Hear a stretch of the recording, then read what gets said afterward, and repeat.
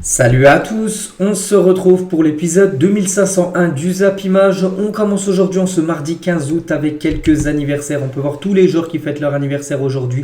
Par exemple, tiens, le joueur peut-être le plus connu, Alex Oxlade-Chamberlain, nouveau joueur du Beşiktaş depuis hier, il fête aujourd'hui ses 30 ans.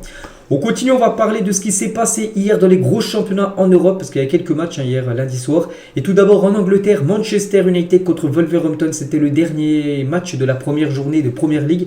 Et Manchester United a galéré, mais Manchester United s'est imposé 1-0 grâce au défenseur français Raphaël Varane, buteur dans le dernier quart d'heure du match, à la 75e minute de jeu. Donc Wolverhampton méritait peut-être un peu mieux. Pourquoi ? Parce qu'ils ont quand même dominé cette équipe de Manchester avec plus de 23 tirs, 6 tirs cadrés, ce qui est pas mal, pour 0 but inscrit, et quand même 6 arrêts du gardien André Onana, alors que Manchester c'est seulement 15 tirs, 3 tirs cadrés seulement, la moitié par rapport à Wolverhampton, et eux ils ont été plus efficaces en mettant un but, et du coup Manchester prend ses 3 premiers points pour cette nouvelle saison 2023-2024, et le buteur du match c'est lui, c'est Raphaël Varane, forte tête et magnifique but bien sûr pour Varane. Enfin bon, j'ai vu le but, il n'est pas sublime, mais bon, il est au fond, c'est bien ça le plus important. Donc quelques photos bien sûr de la joie de Raphaël Varane après son but victorieux hier lors de cette première journée de Premier League. Et concernant André Onana, donc est devenu hier soir le 5e gardien africain de l'histoire à jouer en Premier League. Premier match face à Wolverhampton, clean sheet, c'est vrai qu'il n'a pas pris de but et surtout 6 arrêts. C'est qu'il était très très bon, heureusement qu'il était là, sinon peut-être Manchester aurait été accroché sur sa pelouse hier contre l'équipe de Wolverhampton. Du coup, on connaît tous les résultats de cette première journée de Premier League. Donc j'ai déjà parlé de tous les autres matchs. Là, on parlait juste de Manchester, Wolverhampton, le dernier match. Le classement des meilleurs buteurs. Donc déjà Haaland en tête, co-meilleur buteur du championnat anglais avec Alexander Isak, lui aussi qui a inscrit un doublé avec l'équipe de Newcastle lors du premier match de championnat. Donc les deux actuellement sont les deux meilleurs buteurs du championnat de Première Ligue. Et le classement, c'est simple, les équipes qui ont gagné sont devant, celles qui ont perdu sont derrière et celles qui ont fait le match nul sont au milieu. Donc pour l'instant, c'est Newcastle, Brighton et Manchester City et Arsenal les 4 premiers de ce championnat anglais. Direction l'Espagne, il y avait aussi l'Atlético Madrid qui jouait son premier match pour cette nouvelle saison. C'était hier contre l'équipe de Grenade et c'est une belle victoire 3-1 de l'Atlético. Donc Morata, Depay et Marcos Llorente ont été les 3 buteurs côté Atlético Madrid. Donc parfait bien sûr pour l'Atlético, qui mérite sa victoire avec double de tirs par rapport à Grenade. 6 tirs cadrés et 3 buts pour cette équipe de l'Atlético qui a été très efficace hier lors de ce match de Liga. Et surtout on va parler du magnifique but de Memphis Depay. J'ai pas vu le match mais j'ai vu son but, une frappe sèche, lourde, en pleine lucarne, magnifique but de Memphis Depay, en plus buteur pour cette première, on va dire, journée de cette nouvelle saison du côté de la Liga. Il y avait aussi un autre match qui avait lieu un peu plus tôt que le match Atlético-Grenade, c'était entre Cadix et l'équipe de Alaves. Et Cadix commence parfaitement cette nouvelle saison de Liga en s'imposant 1-0 contre l'équipe de Alaves. Du coup, tous les résultats de cette première journée du côté de la Liga qui s'est étendue sur 4 jours, c'était depuis vendredi, c'est clôturé hier soir. Et du coup, le classement, donc l'Atlético, le Rayo, le Real Madrid, Osasuna, Betis, Séville et Cadix, ces 7 équipes-là ont gagné. Elles sont les 7 premières ex-aequo de ce championnat de Liga. On prend aussi la direction du Portugal. On va parler du premier match du Benfica. Donc le Benfica, il y a à peu près 5-6 jours, ils avaient joué le match de Supercoupe du Portugal contre le Porto. Ils avaient gagné 2-0 ce match. Puis là, hier, ils jouaient leur premier match de championnat et ils ont perdu l'équipe du Benfica 3-2 dans un match un peu totalement fou. Donc on peut voir les statistiques du match un peu dominé par cette équipe du Benfica. Mais cette équipe a perdu cette rencontre. Et surtout, quand même, le Benfica menait dans cette rencontre. Il menait 2-1 à la 90e minute de jeu. Et on peut voir que Lourenço à la 90e égalisation et à la 90 plus 13 minutes de temps additionnel, Boavista prend l'avantage. Vous avez vu, 90 plus 13 minutes de temps additionnel, le but victorieux de cette rencontre hier. Donc voilà, c'est passé pas mal de choses. Il y a eu quand même des cartons rouges, beaucoup de cartons jaunes. Donc c'était très mouvementé ce Boavista contre l'équipe du Benfica. Et concernant le Benfica, ils ont peut-être perdu, mais Aurel Di Maria de nouveau buteur. Donc premier match amical, il a été buteur. Premier match de Supercoupe, il y a quelques jours contre Porto, victoire 2-0, il a été buteur. Et premier match de championnat, il a été également buteur. Aurel Di Maria pour l'instant vraiment son retour est parfait quand même pour l'instant du côté de son club actuel, le Benfica. Et il y avait aussi Porto qui jouait hier soir contre l'équipe de Moreirense et Porto s'est imposé 2-1 pour son premier match. pour cette nouvelle saison du championnat portugais. On revient en France, il y avait aussi un match de Ligue 2 entre l'équipe de Bordeaux et l'équipe de Concarneau. Donc là aussi, un but, seulement 1-0, mais un but inscrit tard dans le match à la 90e, plus 8 minutes de temps additionnel sur penalty. N'oubliez pas que maintenant dans les gros championnats, il y a beaucoup de temps additionnel. Ça va être un petit peu comme à la Coupe du Monde. Hein, où, souvenez-vous, il y avait des fois de plus de 15 minutes de temps additionnel. Pourquoi ? Parce qu'en gros, les arbitres essayent de remettre ce temps additionnel par rapport au temps perdu des fois dans le match. Hein, des fois à cause des défauts, des touches, des 6 mètres, où ça prend beaucoup de temps, des changements, des célébrations. Tout ça, maintenant, les arbitres cumulent tout ce temps perdu et l'ajoutent en temps additionnel. C'est pour ça que les matchs dure plus longtemps, et voilà, donc il a été buteur en toute fin de match, un Barbet, et du coup il permet à Bordeaux de s'imposer 1-0, mais pas que Bordeaux avait commencé avec une défaite 3-0 la semaine dernière, donc cette fois-ci il s'impose in extremis, avec un but inscrit en toute fin de match. Donc voilà, concernant les Girondins de Bordeaux qui ont actuellement 2 points au classement, parce qu'ils avaient commencé avec -1, donc maintenant ils en ont plus 2, voilà, parce qu'ils avaient pris -1 par rapport, vous savez, au dernier match la saison dernière, où le match avait été arrêté contre l'équipe de Rodez. On prend la direction aussi de l'Arabie Saoudite parce qu'il y avait quelques matchs du championnat saoudien. Et maintenant, on va parler de ce championnat tellement qu'il y a des grands joueurs qui ont rejoint cette ligue. Tout d'abord, l'équipe de Al Nassr qui a gagné la Coupe arabe, c'était samedi. Ils jouaient contre l'équipe de Al Ettifaq et du coup, l'équipe de Al Nassr, l'équipe de CR7, s'est inclinée 2-1. Donc, voilà, il commence mal cette première journée du championnat saoudien. Pourtant, l'équipe de Al Nassr a plus de tirs, le double par rapport à Al Ettifaq.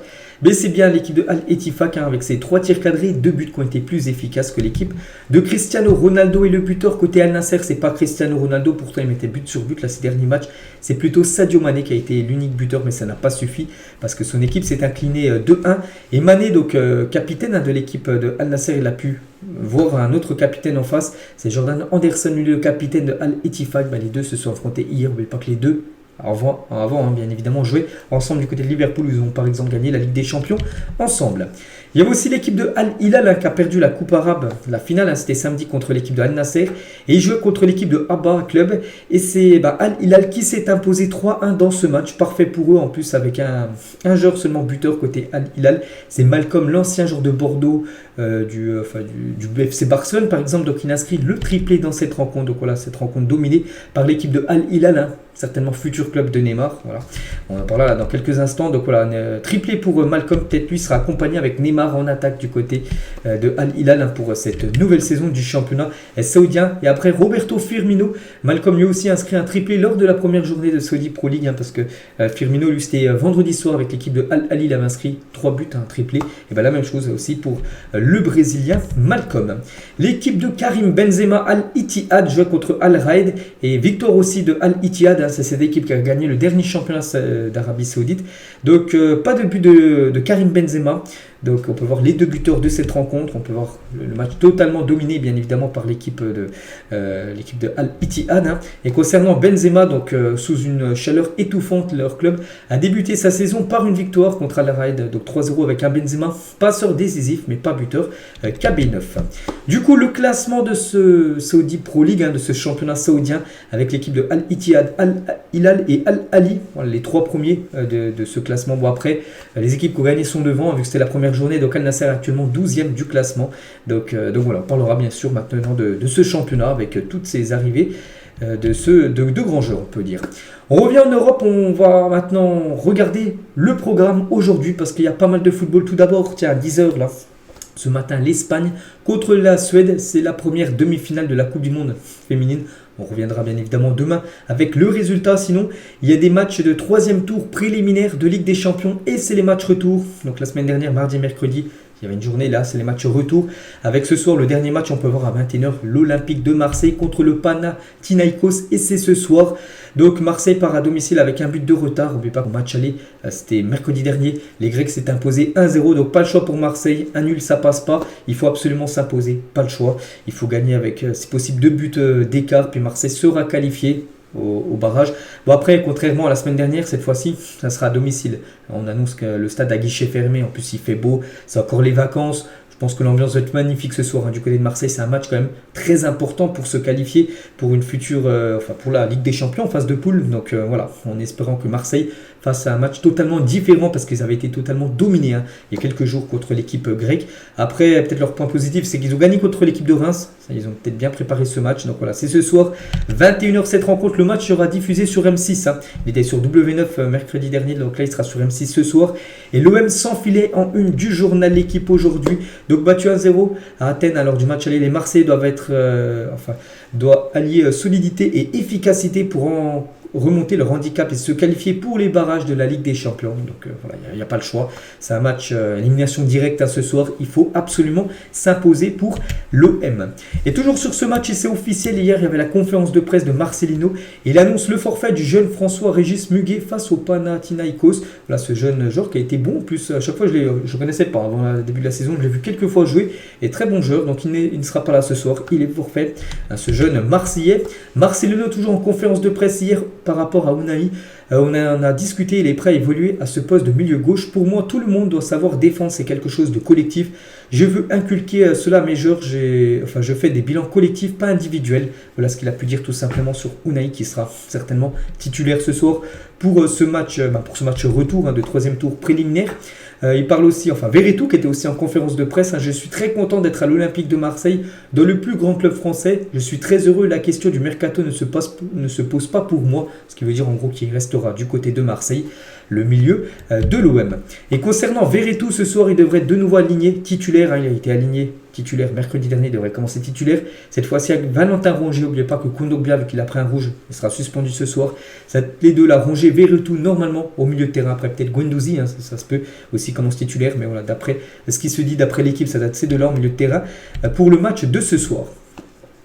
On continue, on va parler maintenant du mercato et on va parler de Neymar. Et Neymar à Al Hilal.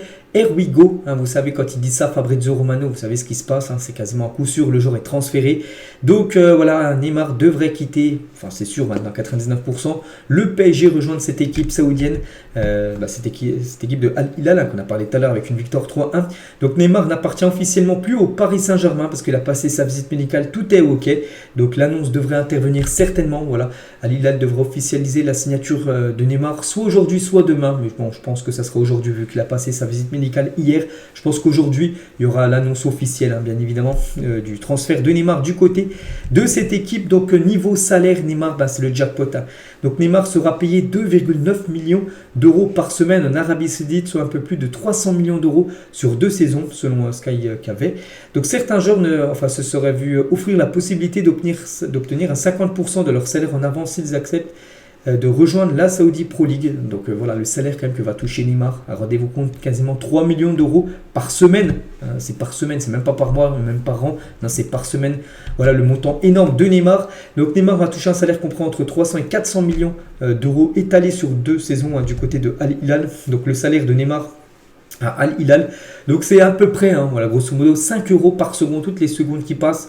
Même quand il dort, même quand il fait n'importe quoi, il gagne 5 euros, avec son nouveau salaire par jour, c'est quasiment 414 000 euros par jour, je ne sais pas si vous vous rendez compte, par mois c'est 12 millions, donc voilà, c'est jackpot, c'est l'un des plus gros salaires au monde avec celui de Benzema, avec celui de Cristiano Ronaldo, donc voilà, maintenant c'est des chiffres complètement fous, et il a aussi pas mal de privilèges, donc les différents avantages, privilèges on peut dire, offerts à Neymar pour sa signature en Arabie Saoudite. Tout d'abord, un avion privé à sa disposition, s'il veut prendre son avion, je sais pas, tiens, il va aller passer quelques jours à Barcelone, il aura un avion, un jet privé, spécial affrété pour lui, une immense maison avec le personnel à sa disposition du côté de l'Arabie Saoudite, 80 000 euros à chaque match gagné, en plus de son salaire, et 500 000 euros pour chaque story ou post sur ses réseaux sociaux pour faire la promotion de l'Arabie Saoudite. Je ne sais pas si vous vous rendez compte, c'est énorme.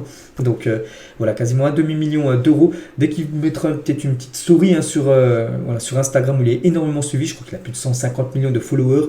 Donc en gros, il touchera le jackpot Neymar. Donc voilà, c'est vraiment un contrat en or pour Neymar, ce qu'il attend du côté de l'Arabie Saoudite et on va dire l'ambition Neymar, donc qui va être transféré maintenant à Hilal, ça c'est sûr et certain. Donc il espère revenir au Barça dans 2 ans. En gros, il aimerait faire 2 ans du côté de Al Hilal et après revenir en Europe et jouer du côté du Barça un an avant la Coupe du Monde, parce que là, cet objectif, bien sûr, de jouer la Coupe du Monde 2026. Et c'est que s'il doit jouer cette Coupe du Monde, il aura plus de chances d'être convoqué s'il joue en Europe que du côté de l'Arabie Saoudite. Donc voilà le projet. Il ne reste plus que 3 ans, 2 ans en Arabie Saoudite, puis après revenir en Europe pour jouer, bien sûr, cette future Coupe du Monde. Et ce fan du Barça a jeté à la poubelle le nouveau maillot du club catalan floqué Neymar après avoir appris que le Brésilien allait finalement signer en Arabie Saoudite. Donc lui, il allait un petit peu plus vite que la musique, tout simplement. Dès qu'il y avait les rumeurs Neymar du côté du Barça, il avait déjà floqué le nouveau maillot extérieur du Barça, donc Neymar numéro 10, tout ça. Et du coup, il a balancé son maillot à la poubelle parce qu'il ne rejoindra pas le FC Barcelone, donc peut-être dans 2 ans, mais pour l'instant, il va rejoindre l'équipe de Al Hilal. Et ce Neymar était en mission. On revient bien sûr sur Neymar, sur quelques moments forts du côté du Paris Saint-Germain, où par exemple, là, c'était lors du Final Four. Souvenez-vous qu'il s'était disputé cette Ligue des Champions version Covid, où Neymar avait été énorme. Donc Neymar était si proche d'offrir la première Ligue des Champions à Paris. On peut le voir en pleurs après la défaite. C'était contre le Bayern Munich. En finale, c'était en 2020 2021, je ne sais plus exactement. Mais bon, voilà, c'est la défaite parisienne.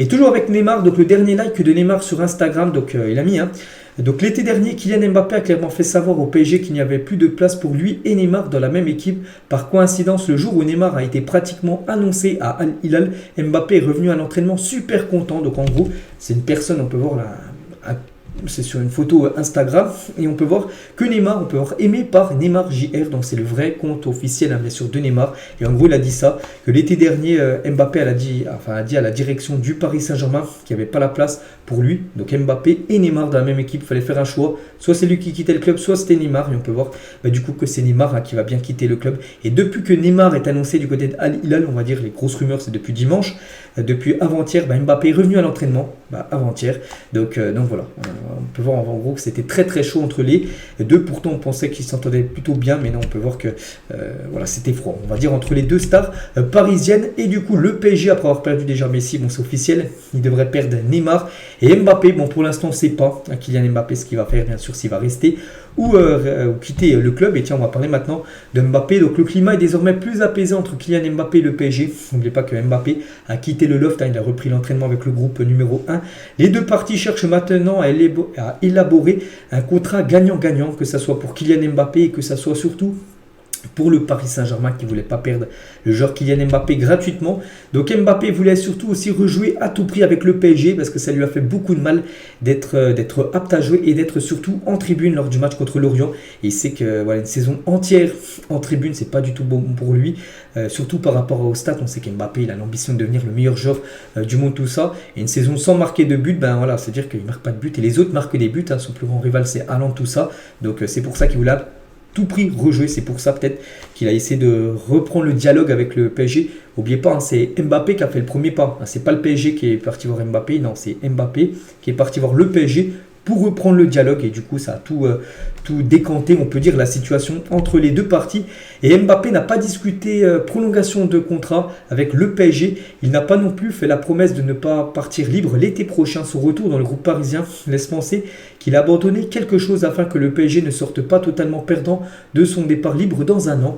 Donc c'est vrai que pour l'instant, il n'a encore rien prolongé. On parle peut-être d'une prolongation, mais pour l'instant, il peut toujours potentiellement partir libre un été prochain, mais peut-être il a peut-être abandonné quelque chose et peut-être ce truc qu'il aurait abandonné Mbappé. Il y a des rumeurs en gros qui disent que le PSG verrait d'un bon oeil que Mbappé renonce à son bonus de fidélité, même s'il ne prolonge pas son contrat. Cela mettrait le club dans une situation moins préjudiciable financièrement. Donc prime de fidélité, je crois que c'est d'être à peu près 40 ou 60 millions d'euros. Donc voilà, il pourrait renoncer à cette prime là, Kylian Mbappé.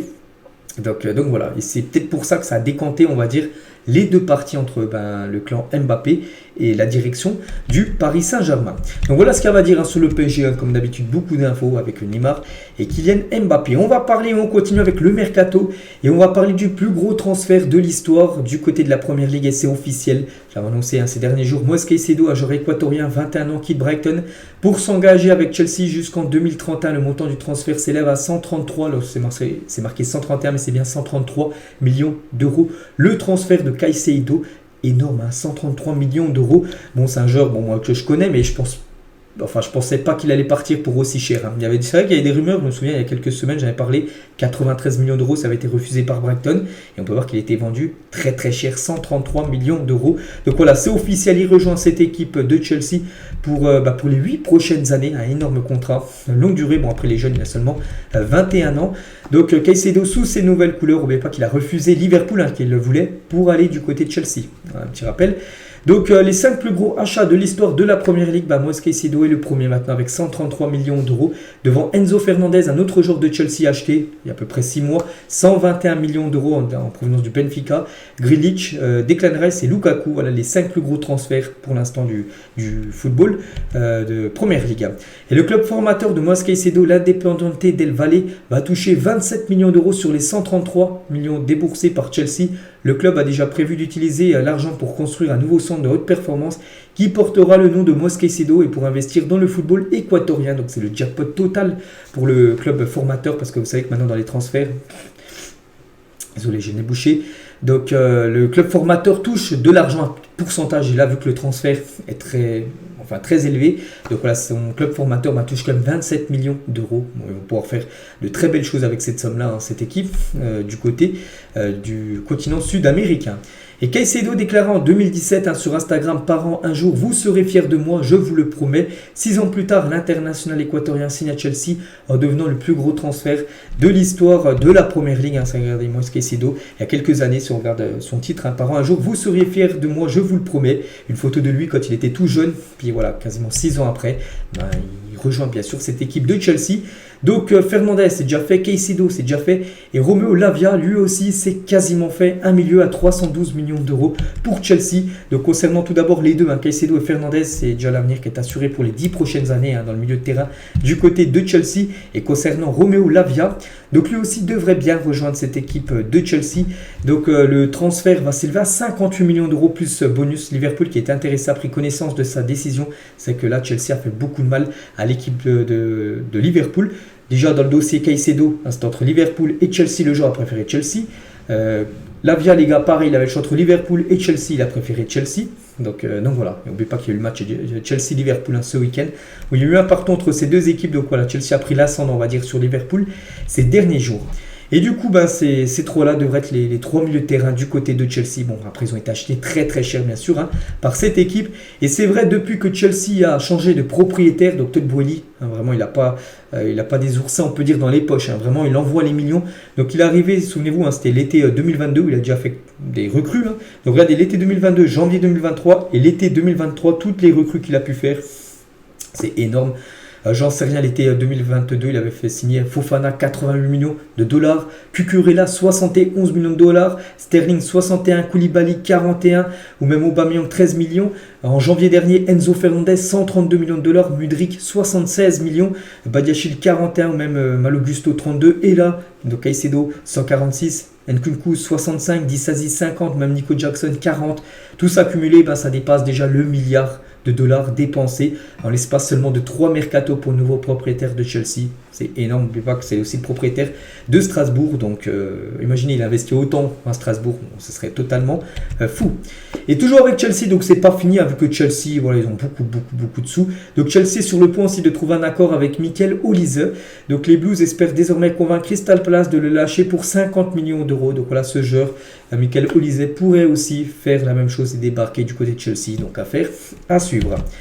Toujours avec Chelsea, ce maillot sans sponsor de Chelsea, véritable magnifique maillot. C'est vrai que Chelsea pour l'instant ne joue plus avec leur maillot sponsor avec le gros 3 en plein milieu. Parce que le gros sponsor 3 c'est un site de paris sportif. Et en gros ils ont voulu arrêter avec ça. Pour l'instant ils n'ont pas de sponsor. Mais bon, je pense que ça va arriver. Mais s'il reste comme ça, c'est magnifique ce maillot des Blues. On continue avec les autres infos mercato. Et c'est officiel, Dan Ndoye, un joueur suisse, rejoint Bologne pour 11 millions d'euros en provenance de Bâle. Voilà, une petite info. On va parler de Karl Toko Ekambi, va quitter Lyon et s'engager à Abba Club pour 2 millions d'euros. Tiens, j'en ai parlé tout à l'heure d'Abba Club qui a joué un match de Ligue saoudienne, je ne sais plus c'était contre qui. Voilà, ils vont enregistrer Karl Toko Ekambi là dans les prochaines heures. On va parler d'un accord trouvé entre Lorient et Almeria pour le transfert d'Ibrahima Koné. On parle d'un transfert aux alentours des 8 millions d'euros que va récupérer l'équipe de Lorient. On va parler du défenseur turc à 25 ans, Merih Demiral, va signer à Al-Ahly, l'équipe de Franck Kessié, de Riyad Mahrez ou même Alan Saint-Maximin. Donc voilà, Demiral devrait débarquer là très prochainement. Et on annonce aussi Zielinski, qui est un joueur polonais de l'équipe de Naples, qui pourrait faire également la même chose. L'Union Berlin et Leverkusen s'intéressent à Juan Bernat, le défenseur gauche du Paris Saint-Germain, qui ne joue plus du côté du PSG, donc qui pourrait partir du côté de l'Allemagne. N'oubliez pas que Union Berlin jouera la Ligue des Champions, ils sont qualifiés en phase de poule pour cette nouvelle saison. Rennes va empocher 30 millions d'euros, bonus compris pour la vente de Lovro Majer à Wolfsburg, où elle va bien quitter l'équipe de Rennes. Le joueur croate, donc Rennes, 30 millions d'euros, ils vont récupérer. Donc le club allemand va réaliser le deuxième plus gros achat de son histoire après Julian Draxler, acheté en 2015 pour plus de 30 millions d'euros. Leur deuxième plus gros transfert, ça sera Lovro Majer qui va être acheté là dans les prochaines heures. Et pour le remplacer, ils ont déjà son remplaçant du côté de Rennes. Et c'est officiel, c'est le légendaire Matic qui rejoint le Stade Rennais jusqu'en 2025. Le milieu serbe est transféré chez les Bretons pour 3 millions d'euros, donc ça c'est officiel. Donc voilà, joueur avec beaucoup d'expérience, Matic qui joue du côté de l'AS Roma, il a joué à Chelsea, il a joué à beaucoup d'équipes. Et du coup, il a signé pour les 2 prochaines saisons, le joueur serbe, du côté du Stade Rennais. Et le joli mercato du Stade Rennais, donc Enzo le fait 20 en millions, bien sûr. Ludovic Blas 15 millions, Gauthier Gallon, donc c'est un gardien libre, et Matic à 3 millions d'euros. Donc c'est vrai que Rennes en plus a commencé très fort le championnat avec une victoire 5-1. Ils sont vraiment armés pour viser, on peut dire, le podium pour cette nouvelle saison du côté de la Ligue 1. Des nouvelles de Hugo Ekitike qui aurait 3 prétendants, Francfort, Everton et l'AC Milan. Reste à Paris ou rejoindre l'un de ces 3 clubs. Quelle serait la meilleure solution pour lui? Je pense que ce sera un départ. J'en sais rien quelle équipe. Pourquoi pas? Tiens, Everton, l'AC Milan, je pense que c'est bloqué. Francfort, si Kolo Muani quitte le club, pourquoi pas? Ou Everton. Donc après, rester au PSG avec l'arrivée de Gonzalo Ramos et peut-être celle de Kolo Muani. Ça ne sera pas bon pour Hugo Ekitike. Je pense qu'il devrait quitter Paris. Officiel cité dernièrement au Havre, Jonathan Bruns, 23 ans, a signé à Louvain en Belgique. Donc peut-être personne ne le connaît, mais il s'agit d'un cousin, d'un joueur très célèbre de Erling Haaland, c'est son cousin. Donc la saison dernière, il a inscrit 11 buts en 20 matchs. L'année passée, il est annoncé du côté du Havre et du coup il signe plutôt du côté de la première division belge. Bernardo Silva aurait trouvé un accord avec Manchester City pour une prolongation de contrat. On sait que Silva, beaucoup annoncé sur le départ, mais pour l'instant il est toujours du côté de City, il devrait même prolonger l'aventure du côté de Manchester City. Le joueur qui a fêté ses 29 ans là, il y a quelques jours. Le Beşiktaş souhaite s'offrir Nicolas Pepe.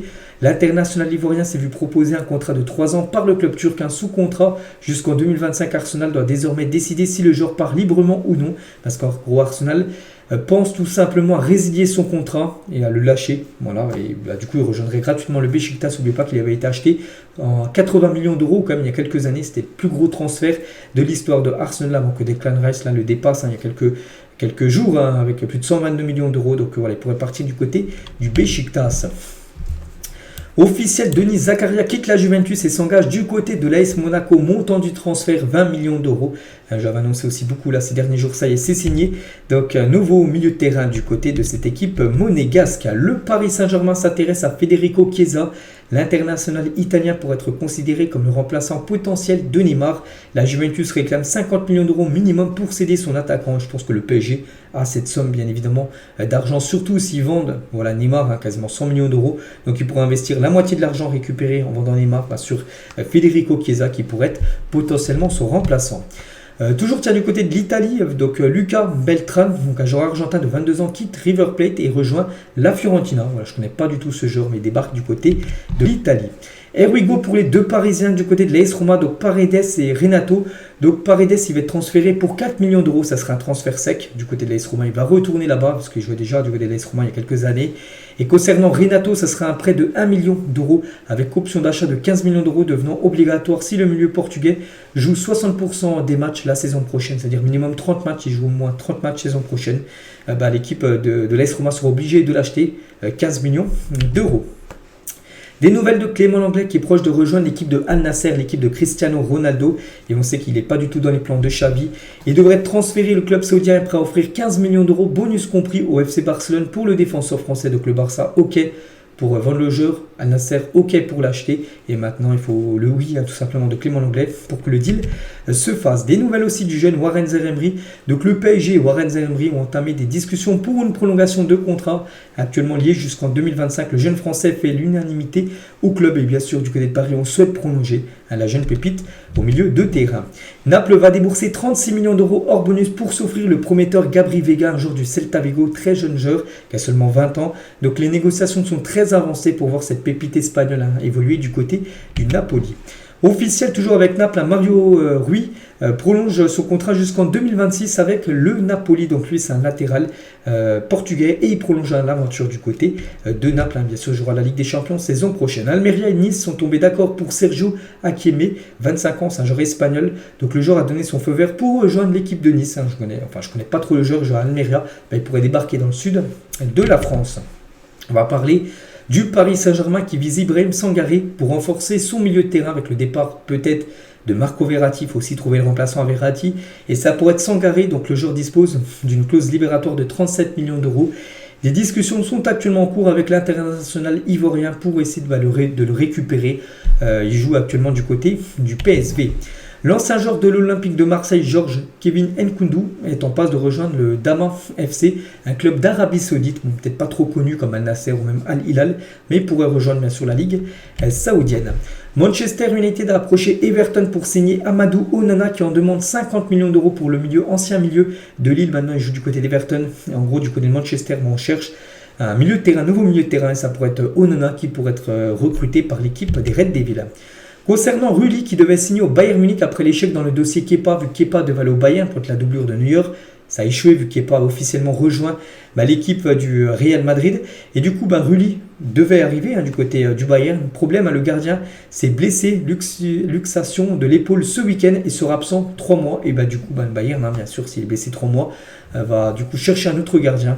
Donc voilà, concernant bien sûr Rulli qui n'ira pas du côté de Munich.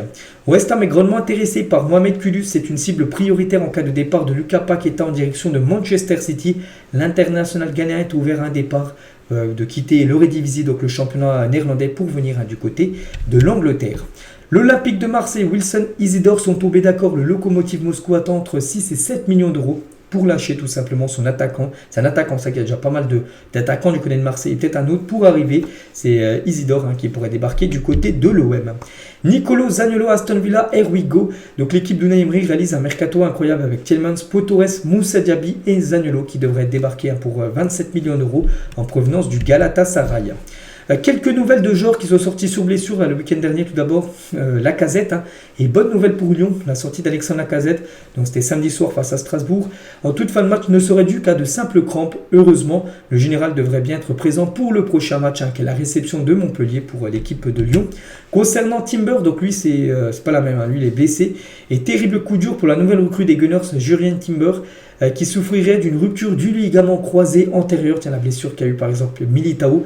Donc il sera ainsi absent plusieurs mois, minimum 6 mois. Pourtant, il vient d'arriver du côté de Arsenal. On lui envoie beaucoup de force pour la recrue qui a été achetée, je crois, 45 millions d'euros en provenance de l'Ajax Amsterdam. Concernant Kevin De Bruyne, lui aussi qui est sorti sur blessure, c'était vendredi lors du premier match de championnat de Manchester City à la 20e minute de jeu. Et Kevin De Bruyne est absent du groupe de Manchester City pour la Super Coupe d'Europe demain. N'oubliez pas la Super Coupe, le vainqueur de la Ligue des Champions contre le vainqueur de l'Europa League. C'est demain soir à 21h. Donc il n'est pas dans le groupe, Kevin De Bruyne, à cause de sa blessure. Le Belge est blessé aux exo-jambiers. Bernardo Silva et Ruben Dias sont aussi absents de ce groupe de Manchester City pour ce match demain. Arda Güler, lui, a été opéré avec succès au genou. Il sera absent pendant environ 2 mois. La jeune pépite turque qui a rejoint le Real Madrid il y a quelques semaines. Donc il n'a toujours pas joué la moindre minute, même lors des matchs de pré-saison. Il va louper les 2 prochains mois. Donc il a été opéré avec succès.